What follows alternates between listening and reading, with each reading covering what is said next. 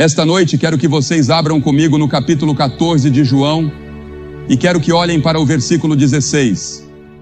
Agora, eu tenho várias escrituras que gostaria de ler, mas vou me limitar a esta em particular.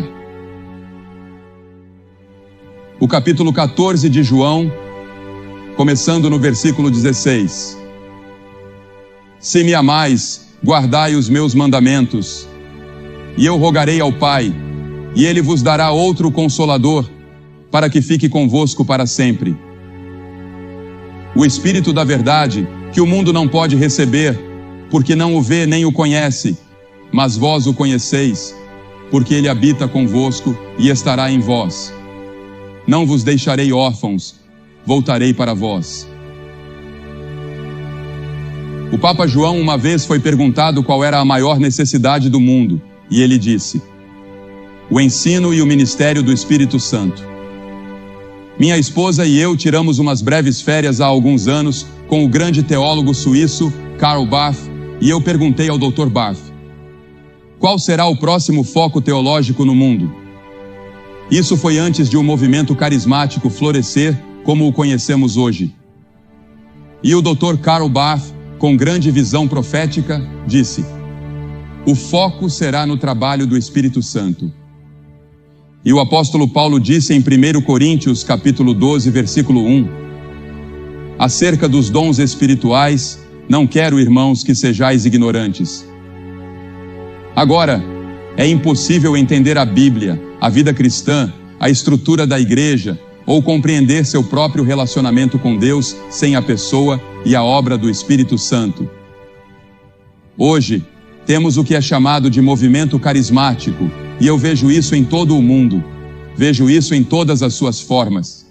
Estive em alguns países onde dizem que o movimento carismático está avançando muito na Igreja Católica Romana e percebo que essas pessoas nunca falaram em línguas.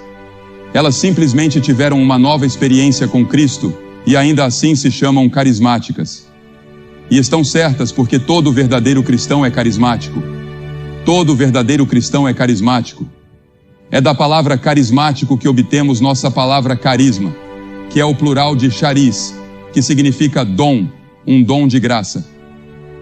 Agora existem 20, 21 ou 19 dons, dependendo de como se conta.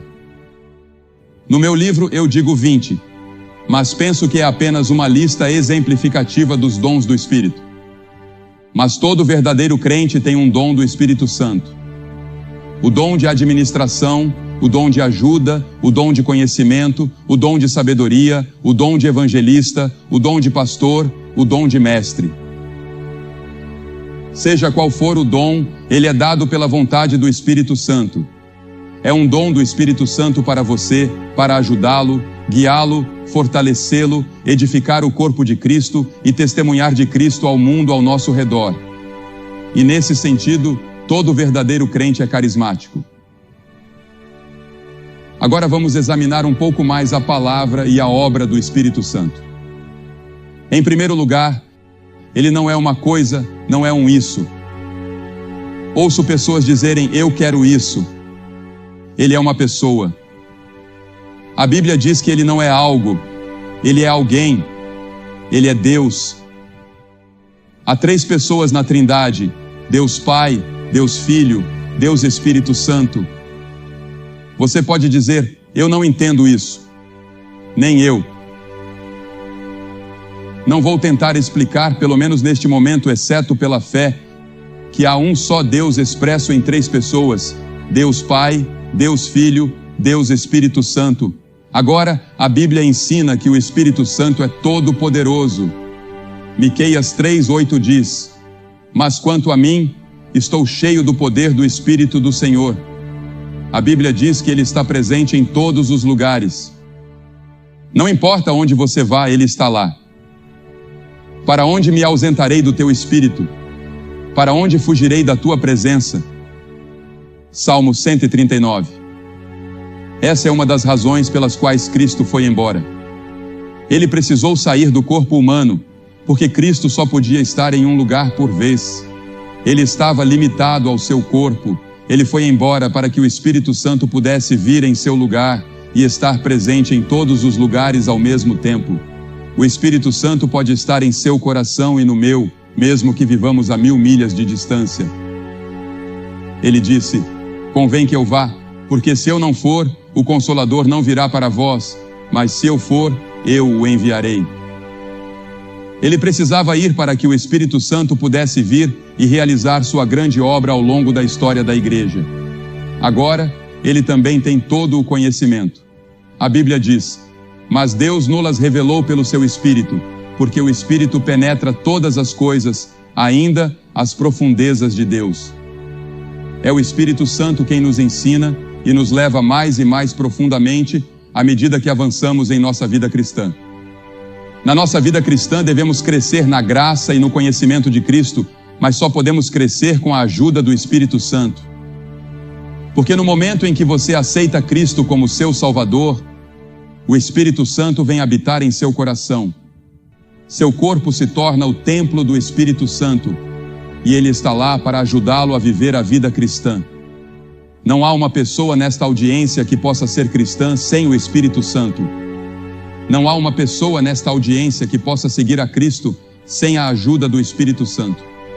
O Espírito Santo é extremamente importante. Ele é essencial em nossas vidas. A Bíblia também diz que o Espírito Santo possui todo o conhecimento. Mas Deus nos revelou pelo seu Espírito, porque o Espírito penetra todas as coisas, até mesmo as profundezas de Deus. No livro de Apocalipse é dito que ele tem 7 olhos. O número 7 representa a perfeição nas Escrituras. Ele tem 7 olhos, olhos perfeitos. Ele vê tudo o que acontece. Ele sabe o que ocorre no seu coração. Ele sabe o que se passa na sua mente. Nada está escondido dele. O poder de sondar e investigar do Espírito Santo, com esses 7 olhos que enxergam em todas as direções, confere a ele conhecimento perfeito. A Bíblia também diz que ele é eterno. Em Hebreus 9:14 encontramos a expressão o Espírito Eterno. Ele é coeterno com Deus Pai e Deus Filho. Para explicar a Trindade novamente, eu não sei exatamente como, mas vamos usar uma ilustração. Pense em uma maçã. Você tem a casca do lado de fora, a polpa e o caroço. Mas tudo isso forma a maçã. Ou pense no gelo, na água e no vapor. São a mesma substância, mas assumem formas diferentes. Essas são ilustrações imperfeitas da poderosa Trindade. Deus Pai, Deus Filho e Deus Espírito Santo. Ele é chamado de Santo 100 vezes. Ele é referido como o Espírito Santo ou, na tradução do inglês antigo, o Espírito Santo, Holy Ghost. E a Bíblia diz: sede santos, porque eu sou santo. Uma das tarefas do Espírito Santo é nos ajudar a sermos santos. Devemos ser mais santos hoje do que fomos ontem. Sempre devemos estar crescendo mais a imagem e a conformidade de Jesus Cristo. É o Espírito Santo que nos ajuda nesse processo de crescimento. A Bíblia também ensina que onde Ele está, há liberdade. Nosso irmão há pouco mencionou a liberdade que Ele tem em Jesus Cristo. Ele nos liberta da escravidão da lei e do legalismo. Porque veja, mesmo que você seja escravo do pecado, das drogas, do álcool ou do que quer que seja, Jesus disse que você é escravo do pecado. Mas Jesus Cristo vem e nos liberta por causa de sua morte na cruz. O Espírito Santo também nos liberta. Onde está o Espírito, aí há liberdade. Eu consigo entrar em um culto e em 5 minutos dizer se aquelas pessoas foram libertas pelo Espírito Santo. Qual é o trabalho do Espírito Santo? O primeiro trabalho do Espírito Santo é convencer. Ele nos convence do pecado. E quando ele vier, convencerá o mundo do pecado, da justiça e do juízo. Em João 16, ele usa as orações de uma mãe, como nosso irmão mencionou há pouco, ou uma experiência trágica, ou o sermão de um pastor, ou alguma outra experiência. Talvez esta transmissão, ele usará isso para convencer você do seu pecado e da necessidade de entregar totalmente sua vida a Jesus Cristo. Esse é o trabalho do Espírito Santo e muitas vezes ele nos incomoda. Já vi pessoas se levantarem de seus assentos, virem até a frente e balançarem o punho na minha direção, tão incomodadas estavam pelo Espírito de Deus. Mas elas voltam. Um homem voltou na noite seguinte e aceitou Cristo. Outro veio às 5 da manhã até nosso hotel para receber Cristo. O Espírito Santo às vezes deixa você com raiva, ele o incomoda. Você não gosta que alguém aponte diretamente para você e diga: você é um pecador. O Espírito Santo aponta diretamente para você. Ele coloca uma adaga em seu coração e diz: você é um pecador. Você precisa se arrepender. Não gostamos de ouvir isso, mas esse é o trabalho do Espírito Santo. E sem o trabalho do Espírito Santo, você nunca poderia ir para o céu. Você nunca poderia ter seus pecados perdoados. Você nunca poderia ser salvo. O Espírito Santo tem trabalhado com alguns de vocês durante toda a semana, quer você tenha estado aqui ou não. Em segundo lugar, ele dá nova vida. Veja, a Bíblia diz que estamos mortos em pecados e transgressões. Nosso espírito interior, feito à imagem de Deus, está morto para Deus. E o que a humanidade precisa? Hoje à noite a humanidade precisa de vida. Todos pecaram, portanto, todos estão mortos para Deus. E um homem morto precisa de vida. O Espírito Santo vem para nos dar essa nova vida em Jesus Cristo. Bertrand Russell escreveu uma vez a um amigo: eu só conseguia pensar em suicídio por causa do homem e de suas obras. A noite cai impiedosa e sombria. É assim que você se sente? A noite está caindo impiedosa e sombria para você? Veja, o homem sem Deus está morto. Mas Jesus disse: se alguém não nascer de novo, não pode ver o reino de Deus. Você precisa nascer de novo. E é o Espírito Santo quem realiza o trabalho de fazer de você uma pessoa nascida de novo.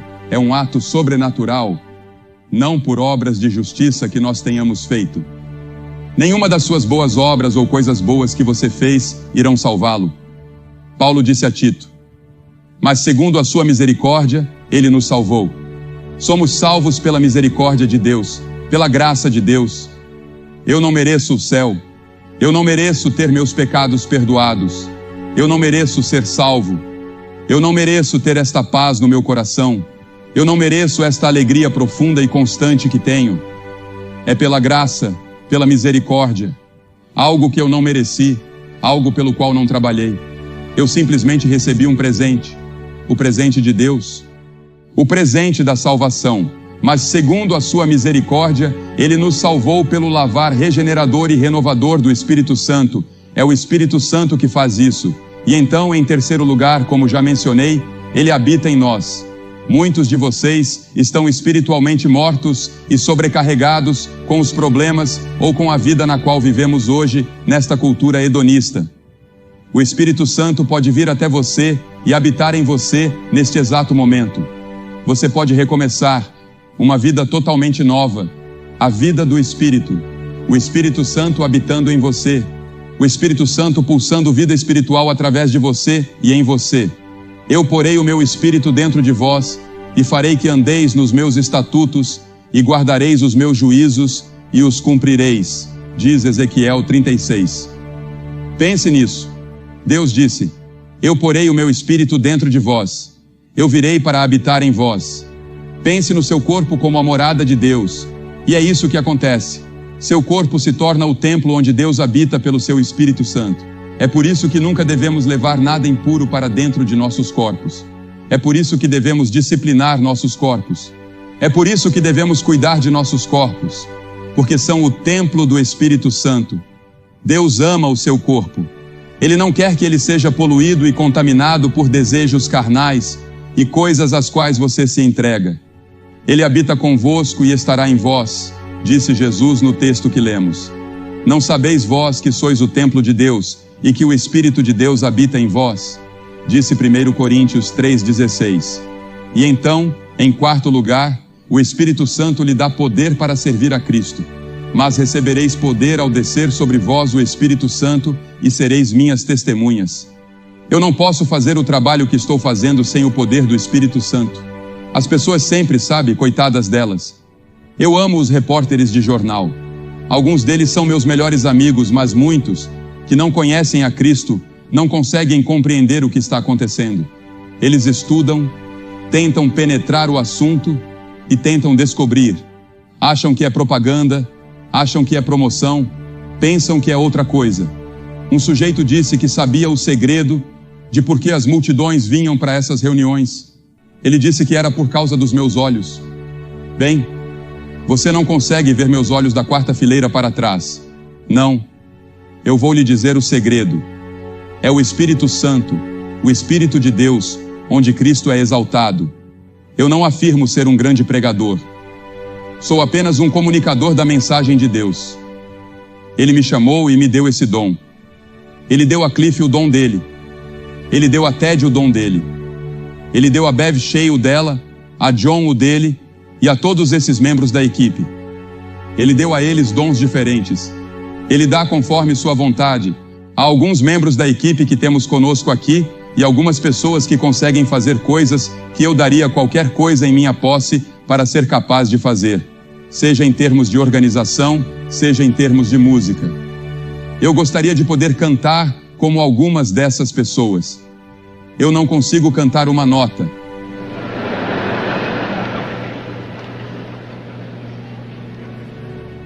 Na verdade, eu nem canto quando estou ao lado de alguém porque atrapalho a pessoa. E eu não sou o melhor organizador do mundo. Mas Deus me deu meu pequeno dom, o dom de comunicar o Evangelho. E o que realmente importa é a mensagem. Que Cristo morreu pelos nossos pecados, segundo as Escrituras. Que Ele ressuscitou, segundo as Escrituras. Que Ele voltará novamente e que Ele está pronto para entrar em seu coração agora mesmo, pelo Espírito Santo, e fazer de você uma nova pessoa. Esse é o Evangelho. Essa é a única mensagem que Cristo me deu. Essa é a única mensagem que Deus me deu. Estava lendo sobre algo em Wakefield, Inglaterra, outro dia. Uma mulher tentou passar no teste de direção 38 vezes e falhou 38 vezes. Talvez você tenha tentado tantas vezes assim para obter uma licença espiritual para sentar no banco do motorista da sua vida, mas isso não deu certo. Quantas pessoas foram a reuniões, rededicaram suas vidas, vieram à frente ou saíram de lá dizendo: vou viver de maneira diferente ou vou fazer melhor. Mas isso simplesmente não funcionou. Esta pode ser a 38ª vez. E hoje à noite pode funcionar, porque você vai entregar sua vida a Cristo da maneira certa, pelo arrependimento dos seus pecados e pela fé em Cristo. E o Espírito Santo virá de forma sobrenatural, renovará você e lhe dará uma nova natureza. E então, o Espírito Santo produz o fruto do Espírito. Quais são os frutos? 9 deles. Mas o fruto do Espírito é amor, alegria, paz, longanimidade, benignidade, bondade, fé, mansidão e domínio próprio. Esses frutos são produzidos pelo Espírito Santo. Há pessoas que você pode não conseguir amar naturalmente. Elas simplesmente não são do seu tipo. Mas o Espírito Santo lhe dará o poder de amá-las. E a maior coisa do mundo, o que é? O amor. A maior evidência de que você conhece a Cristo é o amor. E você não consegue amar essa pessoa? Bem, eu sei que há algumas pessoas que são difíceis de amar, mas o Espírito Santo pode amar através de você. Ele pode amar através de você. E então, você não sente alegria. Há muitas vezes que sinto que não tenho alegria e me ajoelho e digo: Senhor, onde está o fruto do Espírito da alegria em minha vida? E a alegria está lá, lá no fundo. É um rio profundo. Independentemente das circunstâncias, há um rio de alegria. E então a paz que excede todo entendimento vem do Espírito Santo. Seja qual for a situação, deixe o mundo desmoronar, eu tenho paz no meu coração. Eu sei para onde estou indo, sei de onde vim e sei por que estou aqui, pelo Espírito Santo. Você conhece a Cristo? Veja, o Espírito Santo vem para fazer isso. Ele vem para magnificar, glorificar e exaltar o Filho. João 16:13 diz: Ele não falará de si mesmo. O Espírito Santo não falará de si mesmo. Em outras palavras, não devemos sair por aí dizendo: o Espírito Santo isso, o Espírito Santo aquilo, e ignorar Cristo. Ele veio para magnificar o Senhor Jesus Cristo. Ele veio para glorificar Cristo. E o Espírito Santo se alegra quando você glorifica Cristo em sua vida.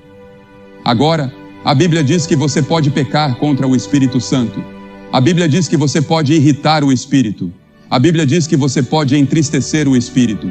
A Bíblia diz que você pode mentir contra o Espírito Santo. A Bíblia diz que você pode tentar o Espírito Santo. A Bíblia diz que você pode resistir ao Espírito Santo. E se você resistir ao Espírito Santo, não há perdão. Porque veja bem, é o Espírito Santo que o atrai a Cristo.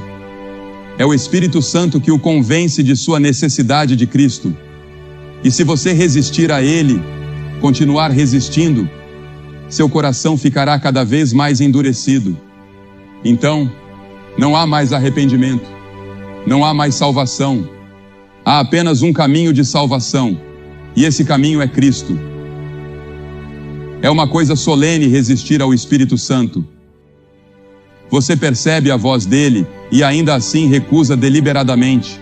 É perigoso resistir ao Espírito. Aquele que rejeitou a lei de Moisés morreu sem misericórdia, sob o testemunho de 2 ou 3 pessoas. De quanto maior castigo cuidais, vós será julgado merecedor aquele que pisar o Filho de Deus e tiver por profano o sangue do pacto com o qual foi santificado e fizer afronta ao Espírito da graça. Estou pedindo a você, hoje à noite, para se render ao chamado do Espírito Santo.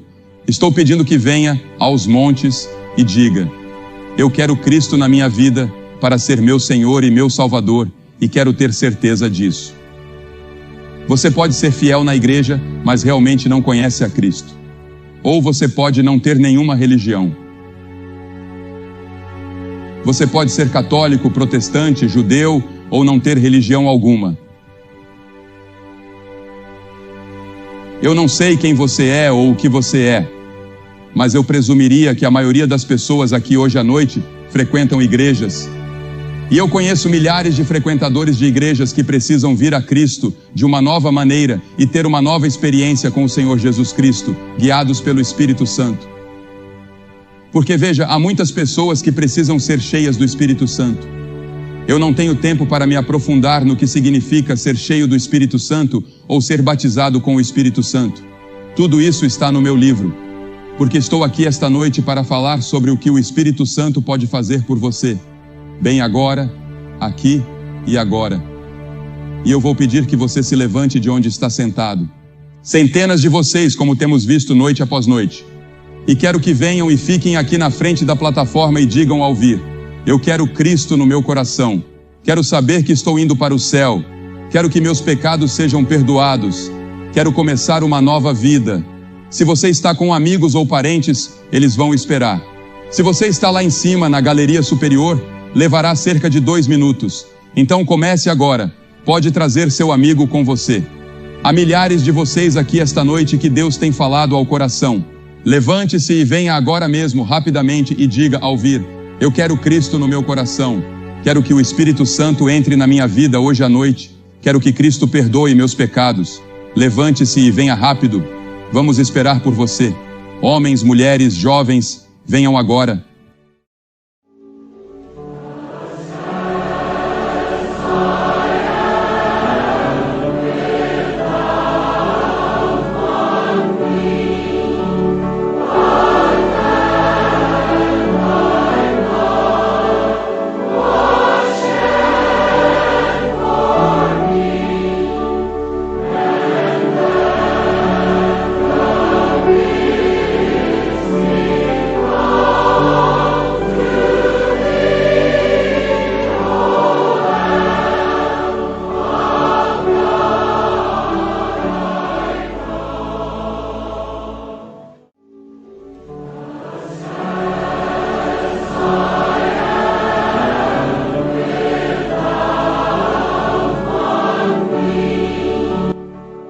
Você que tem assistido pela televisão pode ver que há dezenas e dezenas de pessoas vindo aqui para fazer seu compromisso com Cristo esta noite.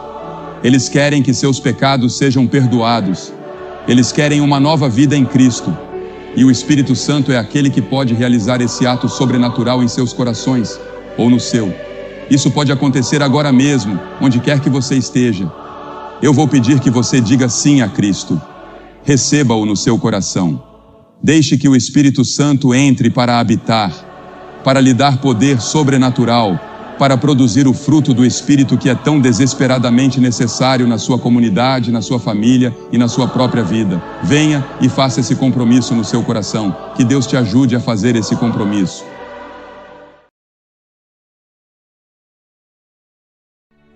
Para a nossa mensagem desta noite, quero que vocês abram comigo no capítulo 21 de Lucas. O capítulo 21 de Lucas é o terceiro livro do Novo Testamento. E começando no versículo 7. E perguntaram-lhe dizendo: Mestre, mas quando serão estas coisas? E que sinal haverá quando estas coisas estiverem para acontecer? E ele disse: Acautelai-vos, para que não sejais enganados, porque muitos virão em meu nome, dizendo: Eu sou o Cristo, e o tempo está próximo. Não vades, pois, após eles. Mas quando ouvirdes de guerras e tumultos, não vos assusteis. Porque é necessário que isso aconteça primeiro, mas o fim não será logo. Então disse-lhes: Levantar-se-á nação contra nação, e reino contra reino, e haverá grandes terremotos em vários lugares, e fomes e pestes. Haverá também coisas espantosas e grandes sinais do céu. Mas antes de todas estas coisas, lançarão as mãos sobre vós e vos perseguirão, entregando-vos às sinagogas e às prisões, conduzindo-vos à presença de reis e governadores por causa do meu nome. Os discípulos haviam perguntado: Quando será o fim do mundo? Qual será o sinal da tua vinda? Eles acreditavam que Jesus Cristo viria novamente e que haveria o fim de uma era, não o fim da terra, nem o fim do mundo como pensamos, mas do cosmos, o sistema mundial dominado pelo mal. Então, há um versículo peculiar, um dos menores da Bíblia, lá em Lucas 17:32, começando no versículo 28. Ele diz: Da mesma forma que foi nos dias de Ló, comiam, bebiam, compravam, vendiam, plantavam, edificavam. Mas no mesmo dia em que Ló saiu de Sodoma, choveu fogo e enxofre do céu e destruiu a todos. Assim será no dia em que o Filho do Homem se manifestar. Naquele dia, quem estiver no eirado, tendo seus bens em casa, não desça para os levar, e quem estiver no campo, não volte atrás. Lembrai-vos da mulher de Ló. Esse é o meu texto para esta noite. Lembrai-vos da mulher de Ló. Agora, por que Jesus diria algo assim? Que coisa estranha para ele dizer: Lembrai-vos da mulher de Ló. E então, em 2 Pedro, no 3º capítulo, a Escritura diz: O dia do Senhor virá como um ladrão de noite, no qual os céus passarão com grande estrondo, e os elementos ardendo se desfarão, e a terra e as obras que nela há se queimarão. E você pode perguntar: Billy, você acha que essas coisas vão acontecer? Bem, vamos voltar e estudar o porquê de Jesus ter dito: Lembrai-vos da mulher de Ló. Tudo começou com Abraão. Abraão foi chamado por Deus. Ele era amigo de Deus. Ele foi um grande homem de Deus. Ele era um grande homem de fé. E quando Deus lhe disse certa vez para levar seu único filho Isaque e oferecê-lo no Monte Moriá como sacrifício, Abraão obedeceu. Ele estava prestes a sacrificá-lo quando Deus parou sua mão no ar, no momento em que a faca estava prestes a descer. Deus o estava testando para ver o quanto Abraão realmente amava e obedecia a ele. Abraão viajou por todo o Oriente Médio. Começou em Ur, próximo de onde atualmente ocorreu a guerra entre o Iraque e o Irã. Depois foi para Harã com seu pai, Terá, seguiu para Canaã, desceu ao Egito, retornou a Betel e continuou indo e vindo por todo o Oriente Médio. Ele se tornou muito rico, possuindo grandes rebanhos de gado e ovelhas. Abraão tinha consigo seu sobrinho Ló, e sua esposa se chamava Sara. Mas há um perigo nos bens e na prosperidade. Abraão se tornou rico, e a prosperidade frequentemente traz pobreza espiritual. Abraão cometeu alguns pecados diante do Senhor, mas corrigiu suas falhas, confessou seus erros e Deus o perdoou. A Escritura diz em Eclesiastes 6: há um homem a quem Deus deu riquezas, bens e honra, e nada falta à sua alma. E Jesus disse: É mais fácil um camelo passar pelo fundo de uma agulha do que um rico entrar no reino dos céus. Agora, quem são os ricos? As pessoas que vivem na Europa, na América, no Reino Unido, na Irlanda ou nessa parte do mundo são consideradas ricas, se comparadas com os padrões de muitos outros países. Mesmo que tenhamos roupas para vestir e sapatos para calçar, já somos considerados ricos. E Jesus disse que será muito difícil para uma pessoa rica entrar no céu. Por quê? Por causa de todas as tentações e perigos que a riqueza traz. Agora, Ló também se tornou rico. Abraão era rico e Ló também. Eles decidiram se separar porque seus servos estavam brigando entre si. Abraão disse: Ló, se você quiser ir para a direita, vá, eu irei para a esquerda. Se você quiser ir para a esquerda, eu irei para a direita. Você escolhe. Então, Ló olhou para o vale e viu as bem irrigadas planícies do Jordão. Ele também viu Sodoma, e sua esposa e família provavelmente o incentivaram. Então ele escolheu ir para Sodoma. Sodoma, uma cidade perversa.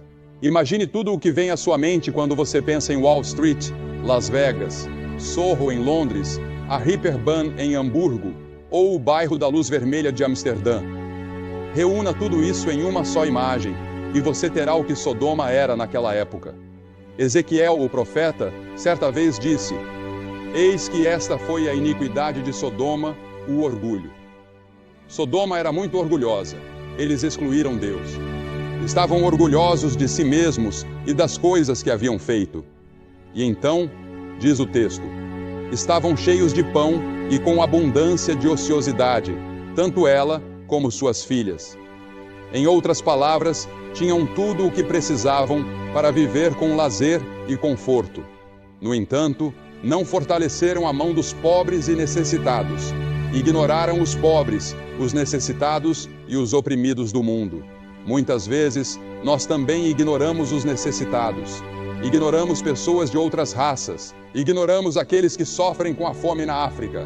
Ou talvez não os ignoremos completamente, mas não fazemos o suficiente. Não tanto quanto poderíamos fazer. E Deus vai nos responsabilizar por isso. Eles eram altivos e cometeram abominações diante de Deus. Em outras palavras, eram orgulhosos, soberbos, ricos. Tinham tudo, mas negligenciaram os pobres e os oprimidos do mundo. E Deus disse: o julgamento virá. Em Lucas 17, como lemos, como aconteceu nos dias de Ló, comiam, bebiam, compravam, vendiam, plantavam e edificavam. Mas no dia em que Ló saiu de Sodoma, choveu do céu fogo e enxofre e destruiu a todos. Assim será no dia em que o Filho do Homem se manifestar. Ouçam isso, assim será. Será como nos dias de Noé, como nos dias de Sodoma. Assim também serão os dias que antecederão a volta de Cristo. Sim, eu acredito que a Bíblia ensina, em mais de 300 lugares no Novo Testamento, que Jesus Cristo voltará. Essa é a esperança que pulsa no coração de todo verdadeiro crente. Cristo ressuscitou dentre os mortos. Ele está vivo. Ele está à direita de Deus Pai. E Ele voltará. Agora não me perguntem quando, porque eu não sei. Ele disse aos discípulos: não tentem adivinhar o dia ou a hora. Não especulem. Nós não sabemos, mas Ele nos deixou certos sinais. E ao que parece, esses sinais estão se alinhando, talvez pela primeira vez na história, desde que Ele os mencionou. Todos os sinais parecem estar presentes, indicando que a vinda do Senhor está próxima. Não sabemos com certeza, mas parece que sim. Porque uma das coisas que ele disse foi que o Oriente Médio estaria em turbulência. Ele falou sobre pestilências. Vejam tudo o que está acontecendo com as pestilências. Ele disse que o mundo inteiro estaria em tumulto. Observem o terrorismo no mundo, os enormes investimentos em armas e exércitos ao redor do globo. Todas essas coisas, ele disse, são sinais de que a vinda do Senhor está próxima.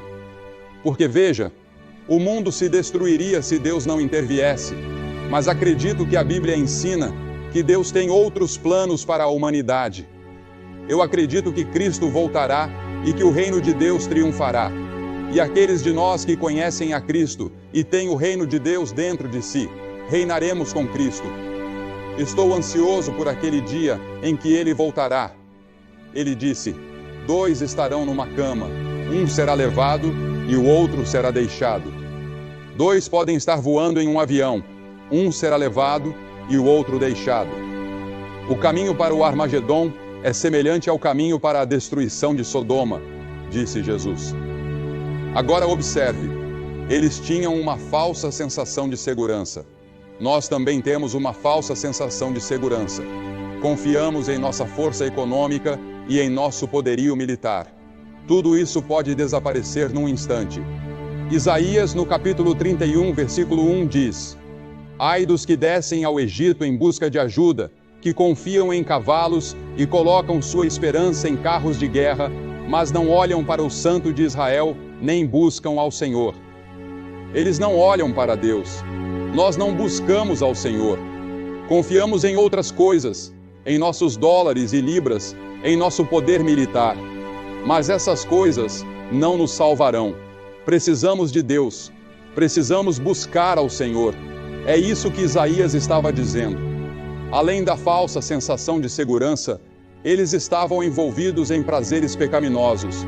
Haviam se tornado insaciáveis. Nós também somos assim. E a Bíblia adverte: o triunfo dos ímpios é curto, e a alegria do hipócrita dura apenas um momento. É apenas um momento no tempo. A Bíblia diz em Provérbios 14: há caminho que parece certo ao homem, mas no final conduz à morte. Parece certo seguir por esse caminho, mas o fim é a morte.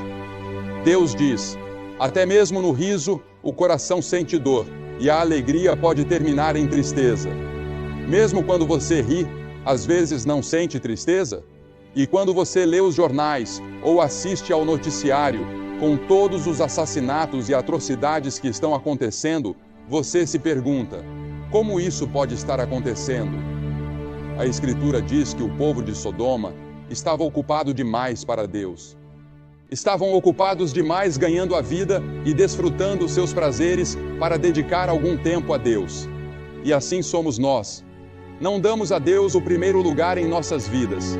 Deus não exige de nós um sistema legalista, mas Ele exige o primeiro lugar em nossas vidas. Ele quer ser o Senhor que se assenta no trono do seu coração, que controla e governa a sua vida. E foi por isso que Ele enviou seu Filho, Jesus Cristo, para morrer na cruz e derramar seu sangue, para que os nossos pecados fossem perdoados. Porque veja, o problema do mundo hoje pode ser resumido em uma palavra: pecado. E a Bíblia diz: todos pecaram e estão destituídos da glória de Deus. Somos todos pecadores. Nascemos no pecado.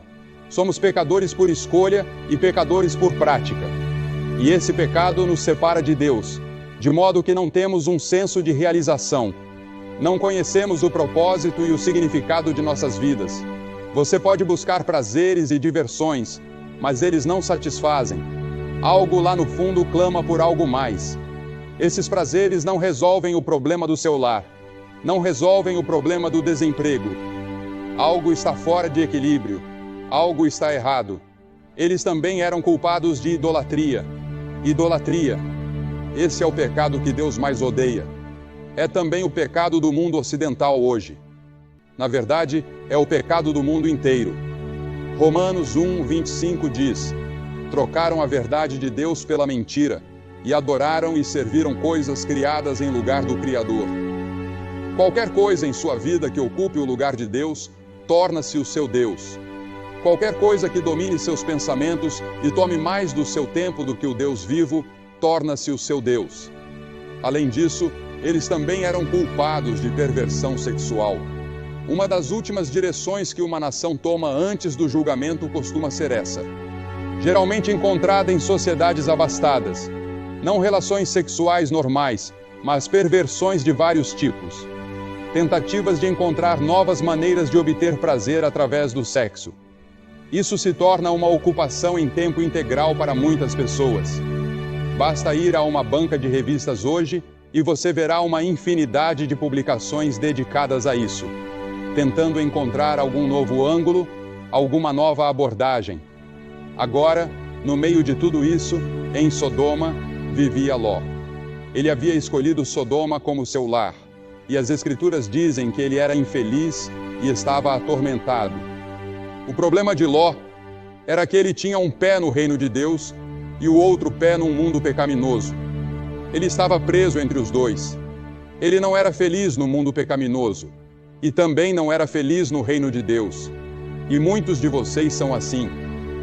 Vocês frequentam a igreja, são membros de uma igreja, acreditam em Deus com a cabeça. Às vezes leem a Bíblia e têm uma aparência religiosa, mas lá no fundo sabem que seus corações pertencem ao mundo, ao cosmos, a este sistema mundano dominado pelo mal. Muitos de vocês têm uma herança cristã. Seus pais eram cristãos. Vocês aprenderam sobre a Bíblia na escola. Mas agora vocês são homens ou mulheres do mundo, ou jovens, mas nunca se sentem plenamente satisfeitos com seu relacionamento com Deus. Algo está errado, algo está faltando, algo está perdido. Vocês sabem o que é. Talvez nunca tenham nascido de novo. Talvez nunca tenham realmente recebido Cristo de forma total e completa como seu Senhor e Salvador. E nesta noite, nesta última noite dessa grande missão, esta é a sua noite de fazer esse compromisso. Nós temos esperança em Cristo. Nós temos algo a oferecer às pessoas. Um novo dia, um novo reino, um novo mundo. Um novo mundo está para nascer. Um novo céu e uma nova terra. E nós faremos parte disso porque estamos no seu reino. Jeremias chorou por Jerusalém porque viu que o julgamento estava chegando e ele foi chamado de o profeta chorão. Jesus chorou por Jerusalém 700 anos depois e disse: Jerusalém, Jerusalém, quantas vezes quis eu ajuntar teus filhos, como a galinha ajunta os seus pintinhos debaixo das asas, e não quisestes. Agora o julgamento está vindo sobre ti. Deus avisou Sodoma. Ele enviou 2 mensageiros para alertá-los, mas a esposa de Ló não acreditou. Ló acreditou. Os mensageiros alertaram. A esposa de Ló foi avisada: não olhe para trás. Mas ela não creu. Ela olhou para trás e se transformou numa estátua de sal, exatamente como tinha sido avisada. A ira de Deus foi derramada sobre Sodoma. A esposa de Ló, assim como Abraão, sabia que isso estava chegando. Abraão orou e disse: Senhor, se encontrares 50 pessoas justas em Sodoma, pouparás a cidade. Deus disse: sim. Abraão perguntou: e se forem 45, e 30, e 20, e 10? E Deus respondeu: sim. Mas não havia nem mesmo 10 pessoas justas, 10 pessoas totalmente comprometidas com Deus. Assim, o julgamento veio. Agora, qual é a lição que aprendemos com essa declaração? Lembrem-se da esposa de Ló. Por que Jesus disse isso? Primeiro, lembre-se de que ela era a esposa do sobrinho de Abraão. Ela viveu na tenda de Abraão muitas vezes e viu o poder de Deus. E a quem muito é dado, muito será exigido. Em segundo lugar, lembre-se do que um casamento errado pode causar. Ela era uma cananeia, e Deus havia proibido seu povo de se casar com essas tribos pagãs ao redor deles. Quantos homens e mulheres já foram destruídos por casar com a pessoa errada, que os influenciou de forma equivocada? Por isso é tão importante buscar a pessoa que Deus tem para você. Em terceiro lugar, acho que Jesus disse isso para que nos lembremos do pecado dela. Parece um pecado tão pequeno, mas representava algo muito mais profundo. Representava anos de incredulidade. Representava rebeldia contra Deus em muitas ocasiões. Deus, em sua misericórdia, estava dando a ela outra chance. E Deus disse: não olhe para trás, não olhe para Sodoma. Sodoma estava sob o controle do diabo, mas ela não conseguiu evitar. Seu coração ainda estava em Sodoma, mesmo enquanto escapava do julgamento. O pecado dela não parecia tão grande, apenas olhar para trás, mas algo mais profundo dentro dela a fez olhar para trás. E em quarto lugar, lembre-se de que ela estava quase salva. Eles estavam no portão de Zoar, a cidade de refúgio. Naquela época, as cidades de refúgio eram locais onde as pessoas podiam correr caso tivessem cometido um crime, como homicídio, até que seus casos fossem resolvidos e eles tivessem um julgamento justo. Isso era necessário, porque a justiça muitas vezes era feita com linchamentos ou apedrejamentos instantâneos. Eles estavam bem na entrada de Zoar, quando a esposa de Ló olhou para trás. E foi naquele momento que ela se transformou numa estátua de sal.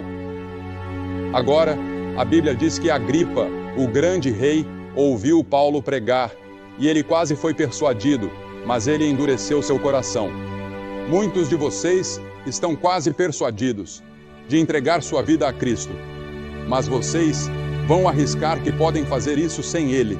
Alguns de vocês estão assim. E então, em quinto lugar, lembre-se de que ela foi oferecida salvação. Cristo é o lugar de salvação e refúgio. É na cruz onde Deus derramou o seu amor e onde nossos pecados foram levados por Cristo. Ele se fez pecado por nós, que não conhecíamos pecado. Ele levou os seus pecados e os meus pecados. Ele tomou o meu julgamento. Ele levou o inferno que eu merecia naquela cruz. E quando ele disse, meu Deus, por que me abandonaste? Foi porque Deus não estava olhando para ele. Deus não abandonou seu filho. Ele abandonou o pecado que ele se fez por sua causa. Ele levou o inferno que nós merecíamos. Ela foi oferecida salvação. Ela poderia ter sido salva. Isso era o que estavam tentando fazer, levar ela ao lugar seguro. E então, em sexto lugar, lembre-se de que Deus nunca julga sem avisar. Ele sempre avisa. Tivemos uma inundação, alguns anos atrás, nos Estados Unidos, que matou centenas de pessoas em Johnstown, na Pensilvânia, e eles foram de um lado para o outro no vale, avisando as pessoas de que a barragem tinha uma rachadura e que poderia quebrar a qualquer momento e pedindo para evacuarem. Mas as pessoas não evacuaram.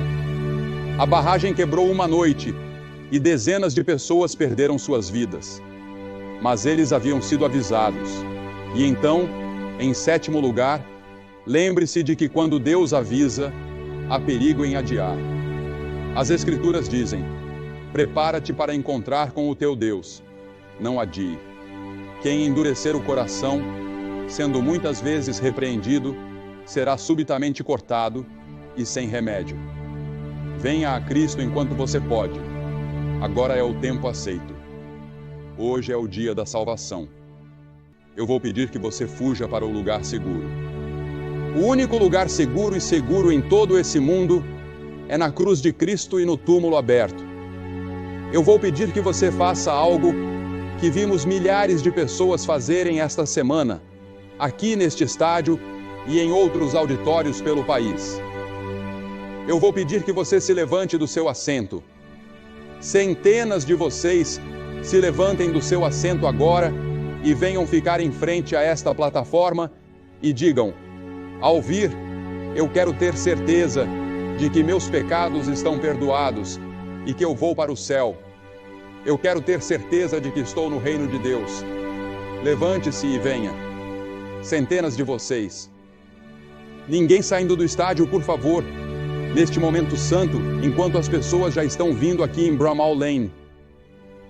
Você sabe, na noite em que eu vim a Cristo, eles cantaram 2 músicas e eu vim no último verso da última música. E eu era líder na minha igreja, líder de jovens, e estou feliz que eles esperaram por mim. Nós vamos esperar por você. Deus está falando com você. Há uma voz pequena dentro de você que diz que você deve vir. Você vem.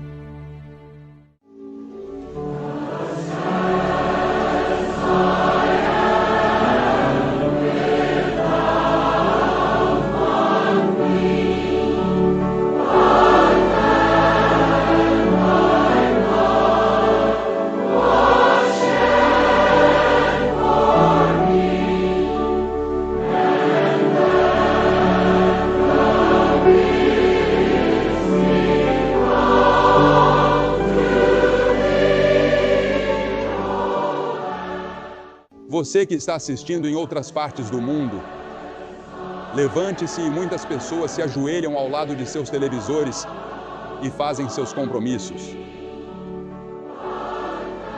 Alguns fazem seu compromisso deitados na cama. Onde quer que você esteja, pode ser em um bar. Recebemos tantas cartas de pessoas que assistem à televisão em um bar e fazem seu compromisso, ou em um quarto de hotel. Se você estiver nos Estados Unidos ou no Canadá, pegue o telefone e ligue para o número na tela da sua televisão e faça esse tremendo compromisso com Cristo. Não deixe essa noite passar sem fazer o seu compromisso. Nós vamos esperar por você de todos os lugares, há muito tempo. Levante-se e venha. Esta é a maior decisão que você tomará em toda a sua vida.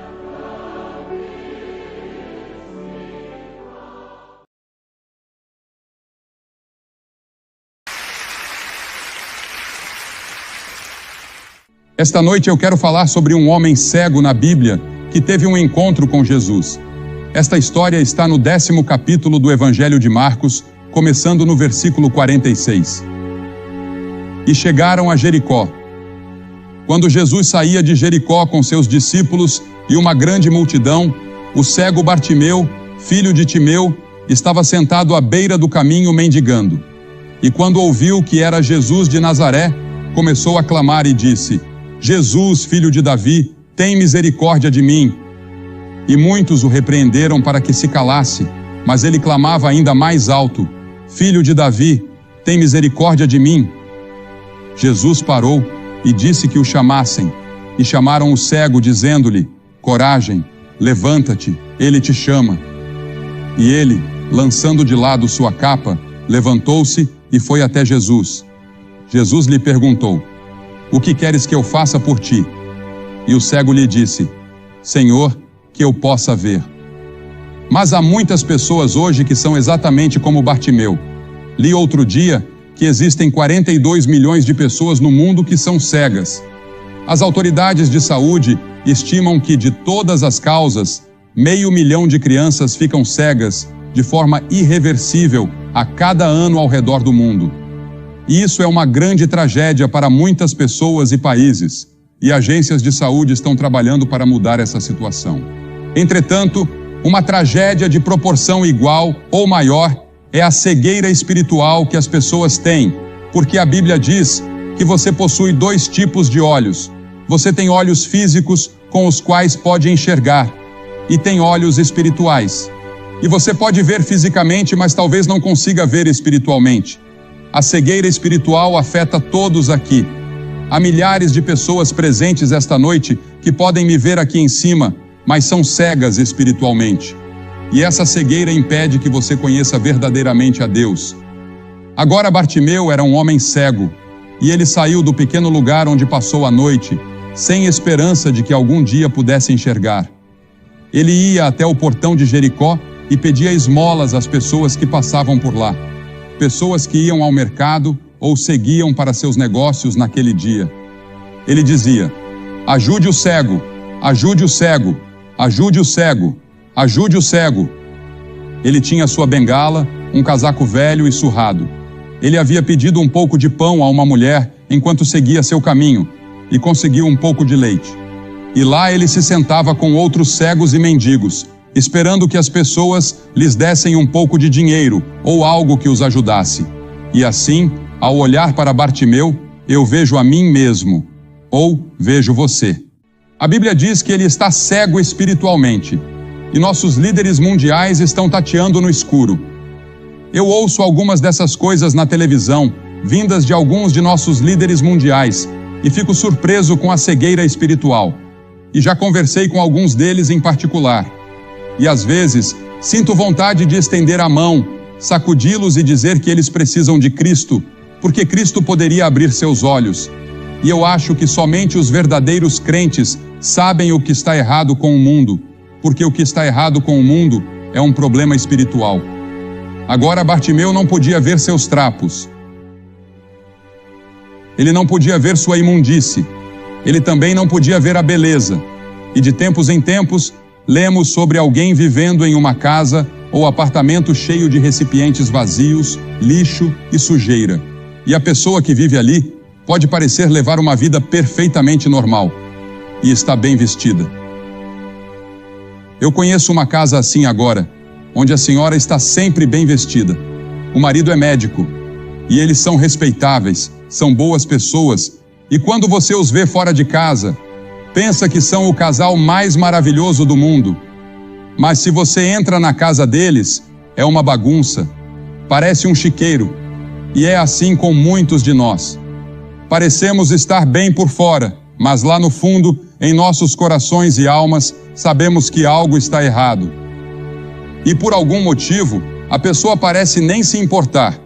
A Escritura diz: o homem natural, esse é o homem comum, o homem antes de conhecer a Cristo, não aceita as coisas do Espírito de Deus, pois para ele são loucura, e não pode entendê-las, porque elas se discernem espiritualmente.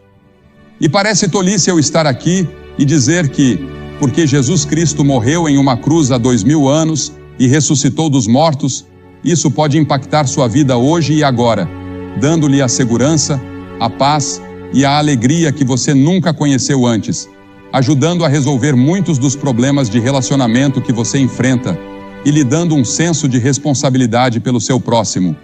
Mas é verdade, e algumas pessoas chamariam isso de loucura. A Bíblia diz que a proclamação do Evangelho é loucura para os que perecem. Veja, você está cego pelo Deus deste mundo. E quem é o Deus deste mundo? Jesus o chamou de diabo, o príncipe do poder do ar, o príncipe deste mundo.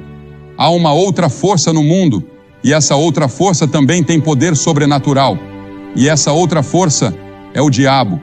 E há um conflito em andamento, o conflito das eras, entre as forças de Deus e as forças do diabo. Você pode perguntar, por que Deus permite isso? Essa é uma grande questão. É um mistério de onde o diabo veio. Agora, a Bíblia nos diz no capítulo 28 de Ezequiel e também no capítulo 14 de Isaías, onde temos uma pequena visão disso e encontramos outras imagens e vislumbres ao longo das Escrituras. Mas há um diabo. Agora, ele não governa no inferno. Ele nunca esteve no inferno. Ele está vivo. Ele se estabeleceu neste planeta. Agora, você pode chamar o mal do que quiser, mas todos sabemos que há mal no mundo, e todos sabemos que algo está errado, mas não sabemos exatamente o que. A Bíblia nos diz que por trás de tudo isso está o diabo. Você pode perguntar, mas por que Deus não mata o diabo e resolve tudo de uma vez? Bem, um dia Deus vai fazer exatamente isso. Ele não vai matá-lo, mas vai lançá-lo no lago de fogo. Mas esse dia ainda não chegou. Porém, o diabo já sofreu uma grande derrota. Houve uma grande vitória de Deus na cruz. A cruz parecia uma derrota para Deus, mas foi na verdade uma derrota para o diabo. E você e eu podemos participar da vitória que Cristo conquistou na cruz quando o conhecemos. Mas até lá, o Deus deste mundo cegou nossos olhos, então nossos olhos estão cegados sobrenaturalmente. E é por isso que apenas o Espírito Santo pode remover essas vendas que estão sobre seus olhos neste momento. Este homem não era apenas cego, ele também era pobre.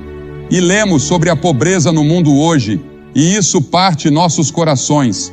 Muitos de nós estamos sofrendo esta noite de pobreza espiritual. Além de ser cego e pobre, ele também era indefeso. Bartimeu esperava morrer em sua cegueira. Ninguém poderia curar esse tipo de cegueira. Mas havia uma esperança para Bartimeu. Bartimeu tinha ouvido muitos rumores sobre esse estranho da Galileia, que andava pelo país, curando pessoas, ajudando pessoas e pregando para as pessoas. E ele ouviu a aproximação de uma grande multidão de pessoas. Seus ouvidos eram muito atentos, e ele conseguia ouvi-los. Ele ouvia as crianças, ouvia as pessoas conversando entre si, e ele perguntou: o que está acontecendo? O que está acontecendo? Ninguém lhe dizia.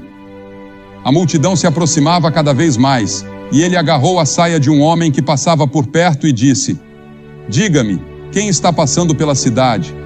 E esse estranho, cujo nome ninguém sabe, virou-se e disse: Jesus de Nazaré está passando. E Bartimeu pensou consigo mesmo: Jesus de Nazaré, eu já ouvi falar dele. Ouvi dizer que ele pode curar pessoas, que ele pode ajudar pessoas. Talvez ele possa me ajudar. Sabe, há apenas algumas vezes em nossas vidas em que Jesus de Nazaré passa por nós e temos uma oportunidade como temos esta noite de recebê-lo. Veja, as pessoas têm orado no Espírito Santo, que tem trabalhado, e muitas pessoas já receberam Cristo.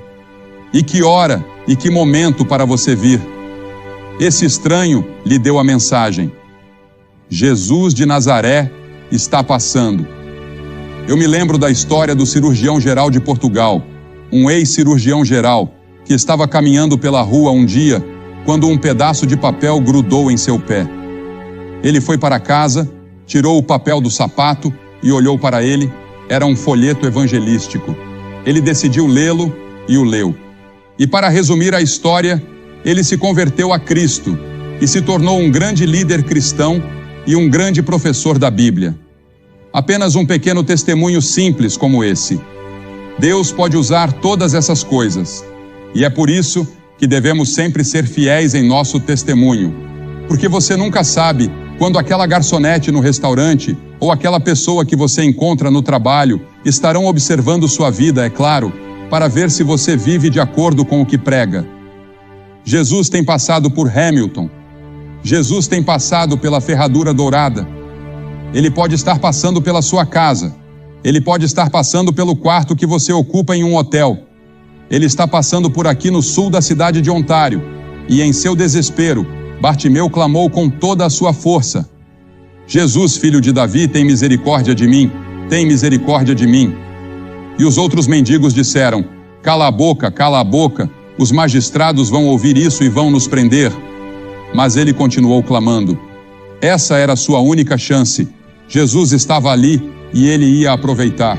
E os outros diziam: fique quieto, Bartimeu. Quem quer ouvir alguma coisa de um velho mendigo como você? Mas quanto mais o repreendiam, mais ele clamava. E quero que você note algumas coisas sobre isso.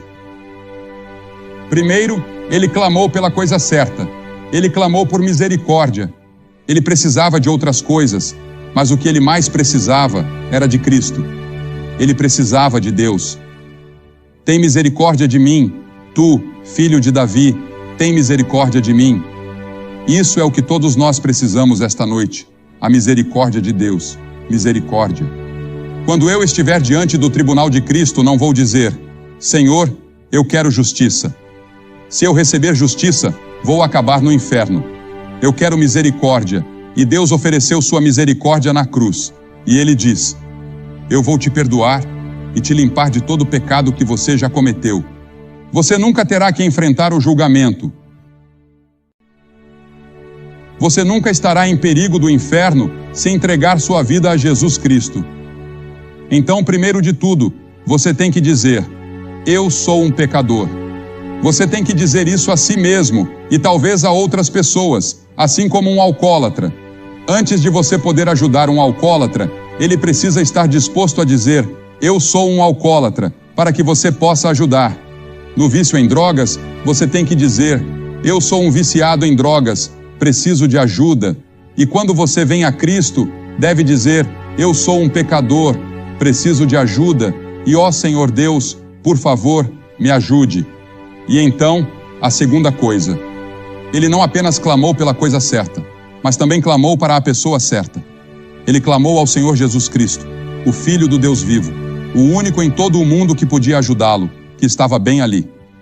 E todas as suas esperanças estavam centradas nele. A Bíblia diz que nenhum outro nome foi dado entre os homens pelo qual devemos ser salvos, exceto pelo nome de Jesus. Para quem iremos? Tu tens as palavras da vida eterna. Jesus havia dito: eu sou o caminho, a verdade e a vida. Ninguém vem ao Pai, senão por mim. E este homem Bartimeu estava vindo da maneira certa. Ele estava vindo à pessoa certa. Ele estava vindo a Jesus, o Filho de Deus. E ele clamou no momento certo. Jesus estava passando. Suponha que ele tivesse esperado e dito: vou ver o que os escribas, os fariseus e os líderes religiosos têm a dizer sobre ele. Vou esperar até que ele venha a Jericó novamente. Jesus nunca mais voltou a Jericó. Ele pode nunca mais passar por aqui desta forma. Quando veremos algo assim em Hamilton novamente? Faz muito tempo desde que isso aconteceu. Muitas pessoas vieram e ouviram o Evangelho, e tantas pessoas trabalharam, oraram e creram, assim como fizeram aqui. E a igreja se uniu e cooperou como fizeram. E Deus tem falado, e muitas pessoas têm encontrado Cristo. E esta noite você pode encontrar Cristo. Agora, ele clamou naquele momento. A Bíblia diz: aquele que endurece o coração, sendo muitas vezes repreendido, será quebrantado de repente e sem remédio. Em outras palavras, quando você ouve o Evangelho e não faz nada a respeito, isso endurece um pouco mais o seu coração. O Espírito Santo de Deus continuará a falar com você, mas você não consegue ouvi-lo porque fica surdo. A Bíblia diz: Efraim está ligado aos seus ídolos, deixa-o. Chega um ponto, não sei onde ou quando, mas existe um ponto além do qual você pode chegar, onde seu coração está tão endurecido que mesmo que Deus continue falando, você não pode mais ouvir. Então venha agora, enquanto você tem uma oportunidade. O grande governador Félix tremeu quando Paulo estava falando com ele sobre o Evangelho e ele disse: vai-te, Paulo, quando eu tiver uma ocasião mais conveniente, chamar-te-ei. Mas ele nunca teve uma ocasião mais conveniente. Aquele foi o seu momento, aquela foi a sua hora diante de Deus, e ele não aproveitou. A Bíblia diz: agora é o tempo aceitável, agora é o dia da salvação, não amanhã. Pode ser que nunca haja um amanhã para você. Este pode ser o seu momento. Aquele que endurece o pescoço, sendo muitas vezes repreendido, será quebrantado de repente. Observe como Jesus atendeu à sua necessidade. Havia uma grande multidão de pessoas, e hoje em dia pensamos em termos de grandes multidões. Há uma grande multidão aqui esta noite. Disseram-me que são 18.000 pessoas. E pensamos em termos de multidões. Pensamos em encher nossas igrejas, em encher um auditório ou ter uma grande multidão em um jogo. Pensamos em termos de multidões, mas é interessante que Jesus não só pregou para as multidões, mas os maiores sermões que acho que ele já pregou foram para indivíduos. Ele parou e ficou parado quando este homem cego o chamou. Uma grande multidão de líderes estava ao seu redor. Ele poderia ter dito: não tenho tempo, estou a caminho de Jerusalém para morrer pelos pecados do mundo. Mas ele parou em seu caminho para a cruz para ouvir o clamor deste mendigo. Ele parou de morrer na cruz para ouvir aquele ladrão dizer: lembra-te de mim quando entrares no teu reino. Ele parou quando uma mulher tocou em sua veste. E Jesus vai parar por você esta noite. Porque veja, ele vê você esta noite como se você fosse a única pessoa em todo o mundo. Ele não vê você como parte desta grande multidão. Ele vê você como você é. Ele conhece todos os seus pensamentos, todas as suas intenções e todas as lutas que estão acontecendo dentro de você. E a Bíblia diz que ele ama você e morreu por você. E se você fosse a única pessoa em todo o mundo, ele teria morrido por você. E Jesus não apenas parou, mas disse: chame-o. As Escrituras dizem em Lucas 19:10 que ele veio buscar e salvar o que se havia perdido. Você está perdido psicologicamente, espiritualmente está perdido. Você precisa de alguém que o encontre e coloque os braços ao seu redor. É isso que ele fará por você esta noite. E houve uma surpresa no rosto das pessoas da multidão ao verem aquele pobre velho cego, imundo e sujo sendo chamado. Pela primeira vez, eu suponho, alguém o chamou. Alguém jogou sua capa sobre ele. Alguém lhe deu sua bengala. Ele jogou os dois fora e correu até Jesus, prostrando-se diante dele. E então Jesus lhe fez uma pergunta estranha. Ele estava cego há todos aqueles anos, e Jesus perguntou: o que queres que eu te faça? Você consegue imaginar isso? O que queres que eu te faça? E ele respondeu: Senhor. E essa palavra Senhor significa que naquele momento ele havia recebido Cristo em seu coração. Meu próprio Senhor, que eu possa receber à minha vista. E eu acredito que ele estava falando não apenas sobre seus olhos físicos, mas também sobre seus olhos espirituais. Os cientistas acreditam que 33 milhões dos 42 milhões de pessoas cegas no mundo poderiam ser curadas ou sua cegueira poderia ter sido evitada. A cegueira espiritual, no entanto, não pode ser evitada. Ela é causada pelo pecado e todos nós a temos, mas ela pode ser curada pelo Senhor Jesus Cristo. Ele abrirá seus olhos e Ele pode abrir seus olhos esta noite. Qual é a sua necessidade? O que você quer que Cristo faça por você esta noite? O que você quer que eu faça? Ele perguntou. Alguns de vocês podem dizer, eu quero que Ele perdoe meus pecados. Quero que Ele me dê a certeza de que, se eu morresse neste momento, eu iria para o céu. Eu quero paz. Gostaria de rededicar minha vida. Fui batizado ou confirmado, mas de alguma forma não tenho esse relacionamento pessoal com Cristo. Não tenho essa caminhada com Ele que eu deveria ter e gostaria de ter isso. Talvez você queira reafirmar seus votos de confirmação, seja o que for. E Jesus disse a ele, vai, a tua fé te salvou. Não foi o dinheiro, não foram as boas obras, mas a tua fé te salvou. Estou pedindo para que você dê esse passo hoje à noite. E se você tiver alguma dúvida em seu coração, faça o seu compromisso esta noite. Você sabia que, a cada noite que estivemos aqui, mais de 700 pessoas vieram a Cristo e fizeram um compromisso? Em ambas as noites.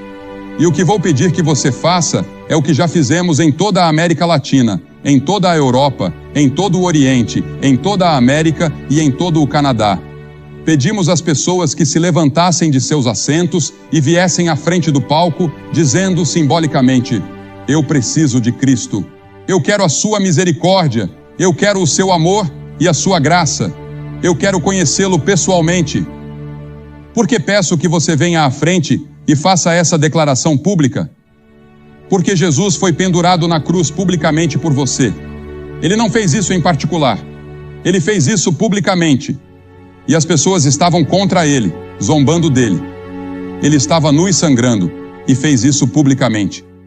E ele disse que, se não estivermos dispostos a confessá-lo publicamente diante dos homens, Ele não nos confessará diante de seu Pai, que está no céu. É um compromisso público. E estou pedindo que você faça esse compromisso esta noite. E depois que todos vocês vierem e ficarem aqui, vou dizer algumas palavras a vocês, fazer uma oração e dar-lhes um livro para levar para casa, que ajudará no seu crescimento cristão. Se você está com amigos ou parentes, eles vão esperar. Se você está em um ônibus, eles vão esperar. E vocês que estão no outro auditório ou sala, que não puderam entrar aqui, podem se levantar e vir, e os voluntários vão deixar vocês entrarem neste prédio para se juntarem àqueles que vão vir. E do balcão, pode demorar um pouco mais do que pensei na primeira noite. Vai levar pelo menos 3 minutos para você descer. Então, levante-se e venha agora. Mas não deixe que um pouco de tempo o impeça, e não deixe que a grande multidão o impeça. Apenas levante-se e venha, porque é você diante de Deus. Esta é a decisão mais importante que você já fez. E se você quiser trazer um amigo com você, traga seu amigo. Mas levante-se e venha, e não deixe nada te segurar. Nós vamos esperar. E as pessoas estarão orando por todo este grande coliseu enquanto você vem. Você nunca terá outro momento como este. Venha, vamos esperar por você agora. E depois que você vier, falarei com você.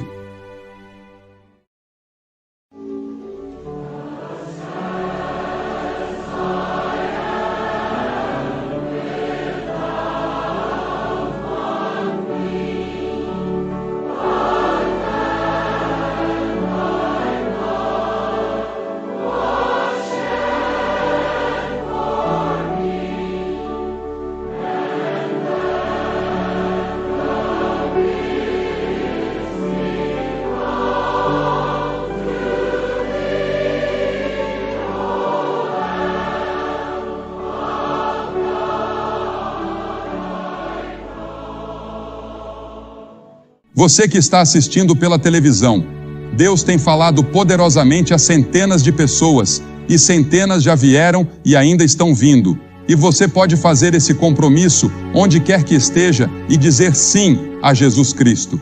Ele entrará em seu coração, Ele perdoará seus pecados. Ele pode fazer de você uma nova pessoa. Você pode ter uma transformação agora mesmo em sua vida. Entregue sua vida a Ele. E se você quiser, pegue o telefone e ligue para o número que você vê na tela.